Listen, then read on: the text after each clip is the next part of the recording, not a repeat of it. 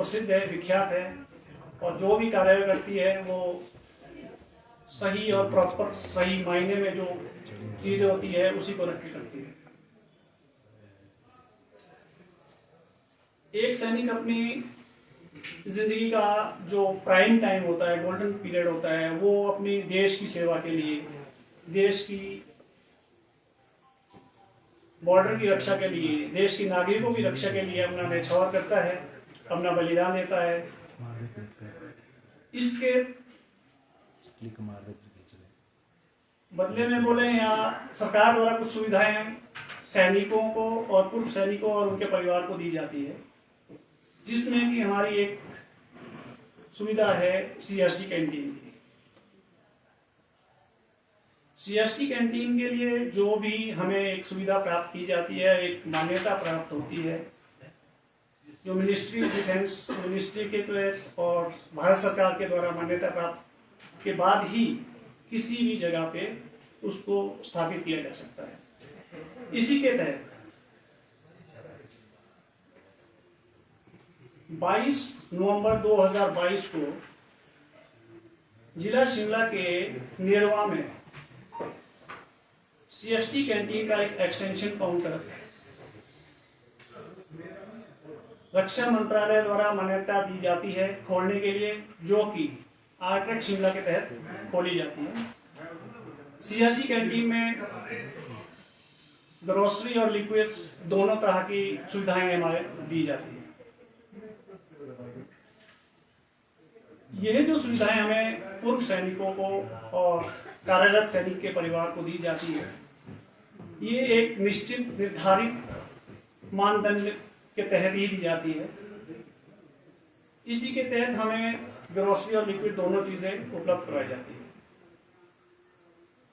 कार्यवाही इस प्रकार होती है कि इसमें लिक्विड के लिए जो हमारा लिक्विड का कोटा आता है, उसके लिए आबकारी विभाग से एक परमिशन लेटर मिलता है। 2001 से लेकर नेरवा में 22 नवंबर 2022 तक मोबाइल कैंटीन का संचालन किया जाता था आरट्रेक के तहत, जिसमें ग्रोसरी और लिक्विड दोनों चीजें भेजी जाती है। उसके लिए आबकारी विभाग द्वारा L9 अल्फा एक लाइसेंस इशू किया जाता है और वो हर साल रिन्यूअल किया जाता है। अभी भी L9 अल्फा 2026 तक मान्यता प्राप्त है। 16 तारीख को CST कैंटीन आरट्रेक से लिक्विड और ग्रोसरी का स्टॉक नेरवा भेजा जाता है, परंतु आबकारी विभाग द्वारा 17 तारीख को वहां पे जाकर CST कैंटीन के प्रेमिसेस में जाकर उस लिक्विड को सीज किया जाता है। हम विभाग से और सरकार से ये जानना चाहते हैं, उल्लंघना की गई है। आप पुलिस वालों को भी ले जाते हैं और कुछ वहां के 2-4 लोग जो लोकल है, जो वहां पे इस टाइम जिनके पास वहां पे लाइसेंस ठेके का दिया गया, जिन्होंने इस बार ठेका लिया हुआ है, उनके साथ वहां पे मिलके कार्रवाई की जाती है। जबकि 16 तारीख को वो जाता है, 17 तारीख को पहुंचता है। एक्चुअली में होता यह है कि L9 अल्फा से अगर आप किसी भी जगह पे स्टॉक करना चाहते हो लिक्विड को, तो उसके लिए L9 लाइसेंस इशू किया जाता है। L9 लाइसेंस इशू करने के लिए मैं आपकी जानकारी में लाना चाहूंगा कि हमने सबसे पहला लेटर 14 मार्च 2022 को, जब हमें green signal MOD ministry of defence से मिलता है कि आप एक्सटेंशन काउंटर की तैयारी करें, तो अप्लाई किया जाता है। लेकिन 7 अप्रैल 2022, 22 अप्रैल 2022 रिमाइंडर कंटिन्यू 23-24 कंटिन्यू रिमाइंडर देने के बावजूद भी हमें L9 नहीं दिया जाता है, लेकिन हमारा L9 अल्फा जो है वो कंटिन्यू रिन्यूअल हो रहा है और जो 2026 तक वैलिड है। 16 तारीख को कैंटीन पे आती है, फिर भी हम 3 दिन तो वैसे भी स्टॉक बेच सकते थे, लेकिन 17 तारीख को उसको सीज कर दिया जाता है। तो हम यही जानना चाहते हैं कि इस टाइप की कार्रवाई करने के पीछे ऐसी कौन सी आफत आ गई थी कि उनको जाके वहां पे रातों रात जाके उसको पूरी रात वहां पे बैठे, पूरी रात वहां पे रात को कैंटीन को खोला गया और उसी में ग्रोसरी है, उसी में लिक्विड है और वहां पे पूरी रात बैठ के दूसरे दिन 3-4 बजे तक उस स्टॉक को वहां से उठा के पुलिस चौकी देवा पहुंचाया जाता है। अब हम भी आप सरकार से भी ये आग्रह करना चाहते हैं, आप लोगों के माध्यम से भी, प्रेस बंधु के माध्यम से भी हम ये आग्रह करना चाहते हैं कि ऐसी कार्रवाई करने के पीछे ऐसी कौन सी आफत आएगी, इसके बारे में हमें अवगत करवाया जाए और हम पूर्व सैनिकों का और कार्यरत सैनिक के परिवारों का जो ये हक है वो किस कानून के तहत और किस कार्रवाई के तहत जो है वो बंद किया जा रहा है। तो यही आग्रह लेके हम आज आप लोगों के सामने आए हैं। आप लोगों से हम लोग यही गुजारिश करते हैं कि सरकार तक आप हमारी आवाज पहुंचाएं, आम जनता तक भी ये आवाज पहुंचाएं कि इस प्रकार की कार्रवाई करने के पीछे ऐसी कौन सी मंशा थी या फिर किसी न किसी गलत लोगों के बहकावे में या गलत सूचना के तहत पर ऐसी कार्रवाई आबकारी विभाग को करने की जरूरत क्यों पड़ी, जबकि हमारा हर एक स्टेप, हमारा फौज का हर एक स्टेप, हर एक चीज जो है वो प्रॉपर प्रोसीजर के थ्रू ही चलता है, उसके बिना हम कोई भी कार्रवाई नहीं करते हैं। और पूरे की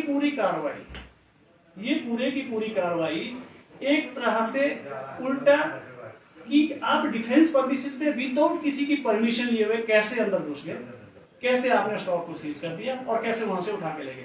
हमारे सिर्फ वहां पे 2 ऑपरेटर्स रहते हैं और वो लोग पूरी रात 10-15 और कोई लोकल वहां पे उनके साथ थे, 6-7 एक्साइज वाले और 8-10 पुलिस वाले, वो सब कार्रवाई करने लगे। तो इन सभी बातों को हम आप लोगों के सामने रखना चाहते हैं। आप मीडिया बंधु के तहत हम आप सरकार को भी ये सूचना अवगत करवाना चाहते हैं।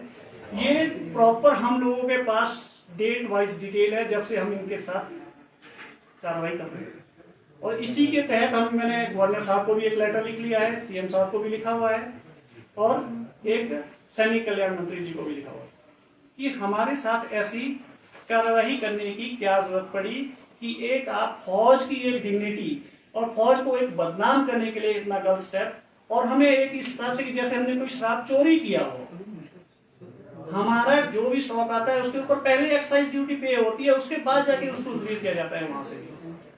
उसके बावजूद भी हमारे साथ ये कार्रवाई की जा रही है, जिससे कि हमारे जो बेरवा, चौपाल और डूबुई और प्रदेश भर के सभी जहां भी हम लोगों ने इस चीज को जब हमने बात की तो सभी लोग इस चीज से नाराज है और पूरे पूर्व सैनिक जो है इसके अगेंस्ट जो है वो अपनी आवाज उठाते हैं।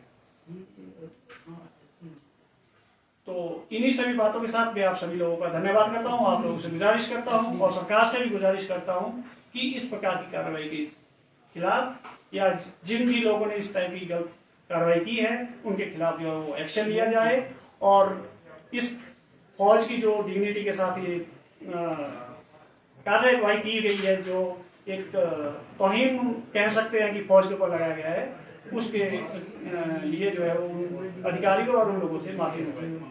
सर, कंटीन से एक व्यक्ति को कितनी शराब यहाँ पर मिल सकती है, जितने भी हैं, और जो 9 पेटी यहाँ पर शराब जब्त की गई, क्या उतनी शराब दी जा सकती है जो वहाँ पर बात निकल कर आ रही? क्योंकि जो मोबाइल कंटीन है वहाँ पर मोबाइल कंटीन में एक तरफ से शराब आती है और दूसरी तरफ बेची जाती है। स्टॉक रखने का शायद मोबाइल कंटीन में इतना नहीं होता कि स्टॉक रख के आप ज्यादा टाइम तक स्टॉक रख सकते। हाँ, 3 days L9 अल्फा में 3 दिन तक हम एक जगह पे, हमारा ऐसे पहले भी ऐसे होता था कि हम लोग कैंटीन लेके जाते थे, 2-3 दिन में वो कैंटीन बेच के वापस आते। वो लाइसेंस हमारा अभी भी वैलिड है 2026 तक, तो 3 दिन तो हम वैसे भी बेच सकते थे। जहां तक आपका सवाल है कि हम एक आदमी को कितनी शराब बेच सकते थे, तो वो जो कार्ड होल्डर है उसके कार्ड की लिमिट अलग अलग है।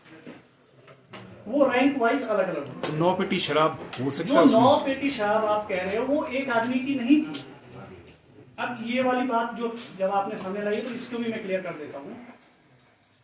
एक सैनिक है, सेना में कार्यरत है, उसके घर पे कोई फंक्शन है, सिस्टर की मैरिज है, एंगेजमेंट है या शादी है, वो घर आता है तो वो अब कितना हर एक हमारे फंक्शन में क्या है, हमारे कल्चर में क्या है कि सब जगह शराब यूज होती है, फंक्शन में होती है, हम ठेके से भी लेते हैं, हमारे पास सुविधा है कैंटीन की। अब कैंटीन में हम जो है, मैं हूँ, आप है, 3-4 हॉट कार्ड होल्डर, हम लोग अपनी शराब किसी को वैसे देते हैं कि गुड वेलफेयर में, ये हमारा इंटरनल सोसाइटी का एक दूसरे को कॉपरेशन होता है कि ठीक है, ऐसा नहीं है कि उसी एक ही बंदे के नाम पे 9 पेटियां, 9 पेटियां भी कहना गलत है। 9 पेटियां टोटल निकाली जाती है बियर को मिला के, एक बोतल शराब के अगेंस्ट 4 बियर इशू होती है, अब तो बल्कि 8 हो गया न्यू एंटाइटलमेंट के हिसाब से। दूसरा, 2017 के बाद एक अमेंडमेंट हुआ है जिसमें कि अब जो है हम लोग 1 महीना एडवांस में भी जो है अपना कोटा ले सकते हैं। अगर मान लो मुझे 6 बोतल 28 है तो मैं 12 बोतल एक साथ ले सकता हूं। इस हिसाब से ही वो बनी, उसमें कोई ऐसा नहीं है कि भी इलीगल बिलिंग हुई है, क्योंकि जब तक आप कार्ड पंच नहीं करोगे तब तक आपको कार्ड लिक्विड इशू हो ही नहीं सकता है। इसमें 2 नंबर का तो कोई काम ही नहीं है कि 2 नंबर की शराब बेची गई हो या 2 नंबर का कहीं से स्टॉक लाया गया हो और फिर जाके उसको दिया गया। वो प्रॉपर ऑथराइजेशन के हिसाब से ये है कि हम वो 4-5-6 कार्ड होल्डर की एक साथ इकट्ठी निकाली गई है। 6 कार्ड होल्डर की वो बिलिंग है? हाँ, 6 या 7 कार्ड होल्डर की बिलिंग है। एक कार्ड होल्डर की बिलिंग पे तो इतना हो ही नहीं सकता किसी भी हालत में, वो तो अलाउ ही नहीं करेगा, सिस्टम ही अलाउ नहीं करेगा। तो वो चीजें जो है वो गलत प्रिडिक्ट की गई है, और ये प्रॉपर जहां तक हमें लग रहा है ये कोई बहुत पहले से टैक्सेशन डिपार्टमेंट को नहीं बताया गया ये कि किस चीज से इसकी कि ये अलग अलग कार्ड पर बिलिंग की गई है? उनको प्रॉपर बिल दिखाया गया है, उनकी बिल की कॉपी दे दी गई है उनको। फिर क्यों जब्त हुई? कारण अभी एक्साइज कमीशन इनका एक्साइज वालों का कहना का ये है कि आपके पास L9 लाइसेंस नहीं है, L9 अल्फा है। हम लोगों ने L9 अल्फा को अपग्रेड करने के लिए 14 मार्च 22 से लेकर 2022 14 मार्च से लेकर कंटिन्यूस उनके साथ हो रही है। अब इसमें भी आबकारी पॉलिसी के तहत रोडों में सेम चीज हो रही है, हिमाचल के दूसरी जिलाओं में भी सेम एक्सटेंशन काउंटर खुले हुए हैं। ठीक है सर, सब जगह L9 इशू किया जा चुका है, तो फिर नेरवा को L9 इशू क्यों नहीं किया जा रहा है पिछले 3 साल से? सर ये आबकारी विभाग इशू करता है क्या, जो स्टेट गवर्नमेंट के? जी हाँ, स्टेट एक्साइज पॉलिसी के तहत ही इशू होता है और इसको आबकारी विभाग ही इशू करता है, और आबकारी विभाग की ही ये जो प्रोसेस होता है उसके तहत ही हम लोग लिक्विड का सारा जो है वो सेल और परचेज चलता है, और उसके तहत ही टैक्स सारा जमा होता है। तो आपको क्या कारण लगता है, क्यों सबको आपको लाइसेंस दे दिया गया है, तब नेरवा को क्यों? यही कार्रवाई तो हम भी जानना चाहते हैं कि ऐसा क्यों है। वो कहते हैं कि हम नेरवा को नहीं कर सकते हैं क्योंकि वहां पे हर साल रिन्यूअल भी किया जा रहा है लाइसेंस को, रोडों को किया जा रहा है। सेम डिस्ट्रिक्ट के अंदर आबकारी विभाग की 2 पॉलिसियां कैसे हो सकती है? तो सर आपने यहाँ से किसी से पत्राचार कमांड के माध्यम से सरकार से पत्राचार? जी हाँ, पत्राचार चल रहा है क्योंकि ये कार्रवाई कल ही हुई है, कल ही सीज की गई है। ठीक है, तो उसके अगेंस्ट मैंने गवर्नर साहब को भी लेटर लिख लिया है, चीफ मिनिस्टर साहब को भी लिख लिया है, और हमारे जो सैनिक वेलफेयर मिनिस्टर है धनीराम शांडिल जी को, इनके लिए भी मैंने लेटर लिखा हुआ है। बाकी हमारा जो डिपार्टमेंटली है आरट्रैक के थ्रू, उसमें एक्साइज कमिश्नर और दूसरे लोगों के साथ भी पत्राचार चल रहा है। लेकिन हमारा विषय ये है कि एक सेना के ऊपर इतना बड़ा शराब का लांछन क्यों लगाया जा रहा है?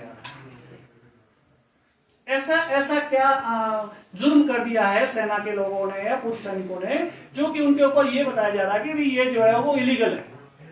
किस बेस पे? आपको कोई स्थानीय स्तर पे राजनीति उसमें इन्वॉल्व? इसमें स्थानीय स्तर पे राजनीति भी हमें लग रही है, और इसमें जो शराब के ठेके जब आवंटन किए गए हैं उसके तहत भी जो कार्रवाई हुई है वहां को जिसको दिया गया है, इसमें कुछ गड़बड़ सारा जगह मिलजुल के लग रहा है। अदरवाइज ऐसी कार्रवाई नहीं कर सकता है कोई।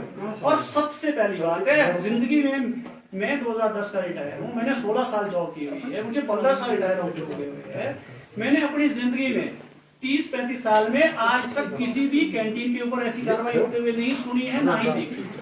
हम भी हैरान है इस चीज से कि ऐसी क्या आदत थी कि हम लोगों के ऊपर ऐसी कार्रवाई करने की जरूरत पड़ी। अगर ऐसा था भी, अगर उनको L9 और L9 अल्फा में डिफरेंस लग भी जाता तो वो कम से कम इतना था कि पहले इन्फॉर्म करके वहां पे उसको उठा के पुलिस को नहीं दे सकते थे। आप वहीं पे सीज कर लो कैंटीन, आप वहीं पे रखो, आपने स्टॉक कैसे उठाया?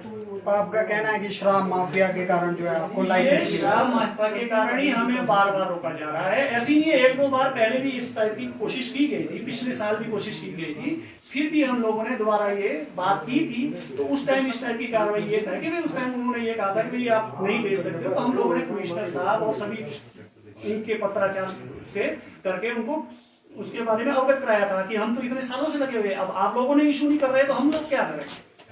हम सैनिक का देखिए सर, भारतीय सरकार और डिफेंस मिनिस्ट्री के तहत जो भी हमको परमिशन मिलती है वो प्रॉपर डॉक्यूमेंटेशन मिलती है, उसमें ग्रॉसरी और लिक्विड दोनों चीजें लिखी हुई है।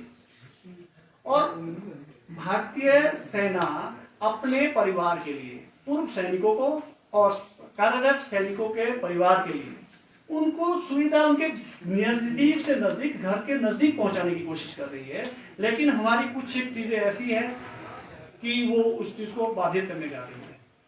और तो इसमें यही है कि इसमें वहां पे लोकल जो वेंडर्स है उनका इशू है, उनका अपना पर्सनल वो है। उनको ये लगता है कि कैंटीन से शराब बिक रही है तो हमारे ठेके से शराब नहीं बिक रही है। जो आर्मी का प्रेमिसेस है उसमें जब आना हो जी, कोई पहले परमिशन लेना पड़ता है या इलीगल है इस तरह से आना? ये वही हमने, यही तो सबसे बड़ा पॉइंट है सर। आर्मी की डिग्निटी पे कहां से क्वेश्चन है? मेरा कहने का मतलब यही है कि आप एक आर्मी की परमिसेस में विदाउट एनी परमिशन आप घुस कैसे गए अंदर, ये चीज में नहीं, इसके लिए कोई परमिशन लेना पड़ता सर? क्या प्रोसेस? जी हाँ, हम लोगों के कैंटीन में कोई भी एंट्री होती है विदाउट कार्ड होल्डर आप नहीं जा सकते। अदरवाइज जो सुपीरियर वहां पे बैठे हुए हैं, पहले आपको उनसे परमिशन लेना पड़ेगा। अगर आपको ऐसे भी किसी और काम से भी जाना है तब जाके ही आपको एंट्री की परमिशन मिलती है। ये लोग तो 10-12 और लोग, 5-6 पुलिस वाले, 6-7 एक्साइज वाले, सब लोग ऐसे घुस गए उसके अंदर जैसे कि अटैक कर दिया, मॉब कर दिया। वो 2 बंदे अंदर क्या कर लेंगे वो भी रात में, और वो भी रात में बुलाया वापिस कैंटीन बंद करने के बाद। कैंटीन 4-4:30 बजे बंद हो जाती है और 5:30-6 बजे वापस घर से बुलाया जाता है। 1 घंटे उसको वापस, 5 बजे वो घर पहुंच गया, उसको वहां से वापस बुलाया जाता है स्टॉक होल्डर को कि आप वापस आइए। तो आपको क्या इसमें पुलिस की मिली भगत लगती है? देखिए सर, जहां तक अब हम पुलिस की मिलीभगत की, जहां तक हमने बात की है तो उन्होंने कहा कि नहीं जी, हमारे को तो जो हुक्म हुआ है हम उस हिसाब से, हमारे को ऊपर से हुक्म आया है। अब कहां से ऊपर से हुक्म आया है, कहां से ऑर्डर आया है, यही चीज तो हमें भी समझ नहीं आ रही है। और जब हम यहाँ पे बात करते हैं तो ये लोग कहते हैं कि भाई यार नहीं, हम कोई नहीं, इसको शॉर्ट आउट कर देंगे। ऐसा सैनिकों के साथ ऐसा क्यों किया जा रहा है दुर्व्यवहार? आप कहीं थोड़ी सी बाढ़ आ जाए, आग लग जाए, कुछ आ जाए तो सेना को एकदम से बुला लो, और जब सैनिक की वेलफेयर की बारी आती है तो उनके घर के अंदर घुस के उनको वो करो, बेइज्जत करो। ये बेइज्जती सैनिक की नहीं है, ये तो मैं कहूंगा कि हमारे पूरे नागरिकों की है। कैसे नया बच्चा, कैसे कोई नया जवान सेना में जाने के लिए तैयार होगा? एक तरफ आप सैनिक जिंदाबाद और के नारे लगाते हो और दूसरी तरफ आप उनके घर पे इस टाइप कार्रवाई करते हो। कहां का न्याय है? एक सैनिक अपनी जिंदगी, अपनी जान निछावर करके आपकी रक्षा कर रहा है और उसी के परिवार के और उसी के घर के, उसी के पूरे जो उसको सुविधाएं मिल रही है उसी को रोकने का काम किया जा रहा है। किस लिए, किस वजह से? सिर्फ कुछ लालच, लोग लालच की वजह से। ये लालच है, कुछ ना कुछ तो मिली भगत है, ऐसे तो ये कार्रवाई नहीं हो सकती ना। और ना ही आज तक हुई है कहीं, ये पहला हादसा है, आज तक ऐसी कार्रवाई कभी नहीं हुई है। और मैं तो यहां तक सरकार से आग्रह करूंगा कि भाई इस टाइप की कार्रवाई जो बिना परमिशन के और विदाउट इसके अंदर घुस के उनके अगेंस्ट कार्रवाई होनी चाहिए, चाहे वो पुलिस डिपार्टमेंट है, चाहे वो एक्साइज है, चाहे कोई और लोग है। तो आपने एसपी साहब से इसकी शिकायत नहीं की कि किस तरह से वो घुस गए विदाउट परमिशन? सर, हमने अभी एसपी साहब है, अभी तक हम लोगों ने वैसे बात करने की कोशिश की है लेकिन अभी तक हमारी बात कमिश्नर साहब ने ये बोला कि हम शॉर्ट आउट कर देंगे, बाकी चीज भी डिपार्टमेंटली चल रही है। क्योंकि पुलिस को तो इस रूल एंड रेगुलेशन का पता ही होता है। तो पुलिस की रूल एंड रेगुलेशन का वो कहते हैं कि हमें जैसा हुक्म हुआ है हम तो वही करेंगे। पुलिस का कहना था कि हम तो एक्साइज के भी हाथ हमें एक्साइज हम तो एक्साइज को प्रोटेक्शन आपके देंगे। ऊपर अगर मुकदमा करेंगे ये इलीगल है तो हम इसकी प्रोटेक्शन